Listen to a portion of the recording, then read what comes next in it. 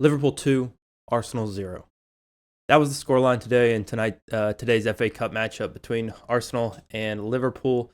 Liverpool goes through to the fourth round. Arsenal out of the second cup so far this season.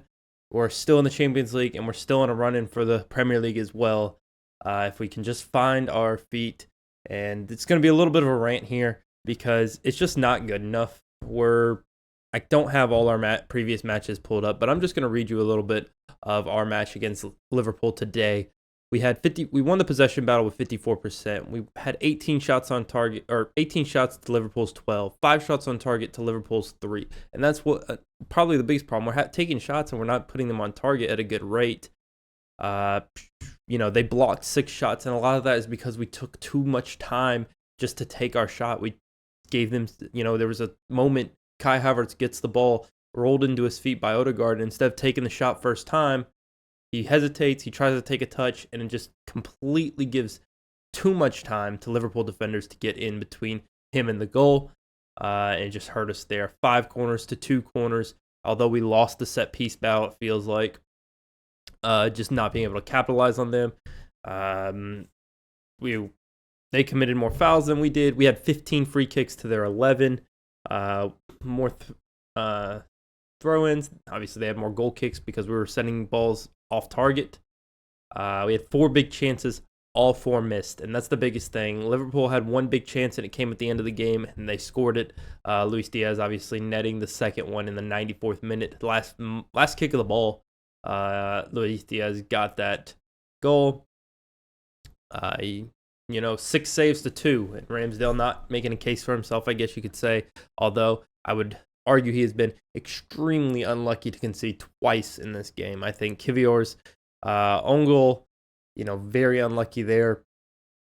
It's just all around not good enough. We've got a center back playing left back again, and Kivior playing left back. We had 4 center backs on the field today, and it just wasn't good enough. I don't know really what we're trying to do. What we're doing attacking wise. I think Mikel Arteta set us up to win that game 4-0. I think we should have been 4-0 up at halftime if we just took our chances. A few more shots, we just put him on target. We put pressure on Alisson. Maybe he misses one. Maybe we get an early goal or something like that and we're able to capitalize on it. But we should have been 3-4-0 up that entire after the first half had completed. Very, very disappointed to walk away from that match with nothing to show for it.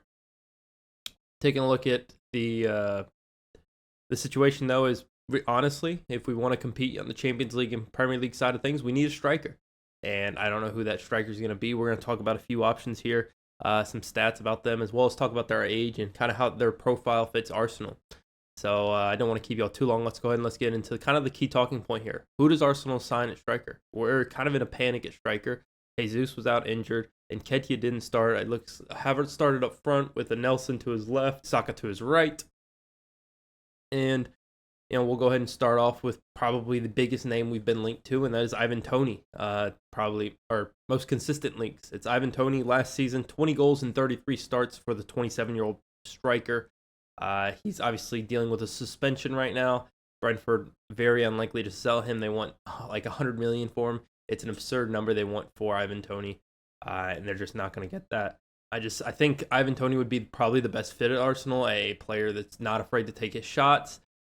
He's quick. He's strong. He has an aerial threat to him. I think he has the excellent profile to be striker for us, and let the creativeness come from players around him. Let Jesus be the backup right winger and backup striker. Let sell Nketiah. You can sell Reece Nelson. You have Trossard and Martinelli on the left. That makes for a pretty good front three. A Martinelli, Toney, Saka, and then behind them you have Jesus, Jesus right wing striker, and then left wing backup would be Leandro Trossard. Or you could even go, I can't think of his name. Academy player, Kozier Durbury. I can't think of his name. Could be I can't think of the exact pronunciation, but could be our backup left winger if we really needed to. If we wanted to have a completely different front three on the bench. But even Emil Smith Rowe could play left wing for us if we really needed him to. I'm just kind of spitballing players at this point, but moving along to our other player, a player that is kind of linked with us, and I don't know, I doubt this one's going to happen. I think he's going to a place like West Ham or something like that. It's got to be Dominic Solanke, in my opinion. 12 goals, 19 appearances this season. He's 26 years old. Didn't make it at Chelsea, didn't make it at Liverpool, and now he's finding his feet at Bournemouth. I see a team like West Ham going in for him at their striker position. I don't think Arsenal go and get this striker. I think that they wait for a big name at the striker position. Up next is a player that's kind of been in and out of the Juventus squad, whether that be for injury or whatever it may be.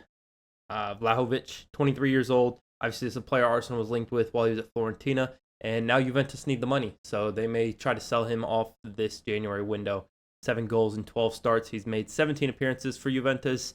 I think that he could be an excellent player as well, kind of give that similar profile to an Ivan Toney. Maybe not as quick, but very good profile nonetheless.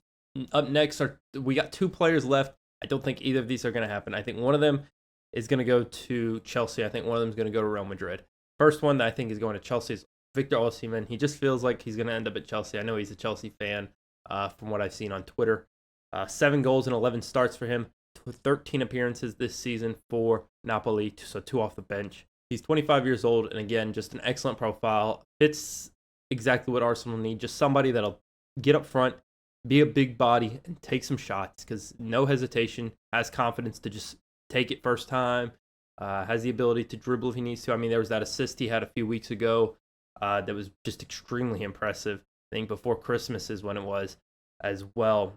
Last player we are going to talk about, and he may be going to Real Madrid this window, but it's Kylian Mbappe. I think if Arsenal could manage to get him, we would have to wait until the summer. I think same with Osimhen. I think Osimhen and Mbappe, we would have to wait in the summer. I think we would need Brentford to come down for Ivan Toney. I think we could go after Vlahovic or Solanke if we wanted to this January window, obviously needing to sell a player like Nketiah to get that deal done, though, and remain in FFP limitations. But talking about Mbappe, I mean, Mbappe is just probably the most exciting player, and you give an opportunity for Mbappe to compete against a player like Erling Haaland in the league. The Premier League would love this. Personally, I think Premier League would hit its peak. You have your own Messi, Ronaldo of this generation, and Haaland and Mbappe, 2 excellent strikers competing for leagues, competing for trophies. I think if Mbappe were to come to Arsenal, I think he would get that instantly. I think he would, he's an upgrade to Jesus. He's obviously an upgrade to Nketiah. But I think that would be an excellent signing for Arsenal as well. Very frustrating game for us today, though, as an Arsenal fan. Very disappointed with the result and just the finishing overall. And that's why we're talking about the striker situation. I'd love to be able to get animated and angry and, go for views in that regard, but it's just disappointing, and it's just kind of been the same thing for the last few weeks. I mean, I can't think of, so we had 18 shots today.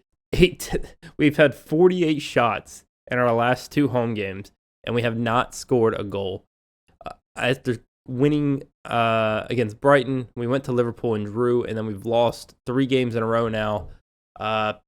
It's just not a good look. Very disappointing display. Our last 7 games, 2, 3, 4, 5, 6. Yes, 7 games. We've lost 4, drawn twice. Granted, one of the draws was the Champions League game that didn't matter for us, and the other one was a game against Liverpool, and then we beat Brighton. It's very frustrating from an Arsenal point of view. I think we just need, if we figure out the goals, we'll be fine. But right now, if we can't sign a striker before the end of this January window, I think we're going to pretty much be out of trophies this season. I don't think we're going to win a trophy if we can't sign a striker. But anyways, guys, let me know what you think. If you agree, disagree on any of my picks for Arsenal signs, or maybe there's another player you think about. That's primarily what I want to hear, is who else you guys think belongs in that conversation to be the Arsenal number 9 going forward. And obviously hit that subscribe button, hit that like button, comment down below videos you would like to see in the future. A few videos just to kind of give you guys some teasers. We're going to talk about one signing each club needs to make on Wednesday. So this video should be going out here Sunday, here in the next hour or 2 from when I'm recording. But let me know what you guys think, and I'll see you in the next one. Peace.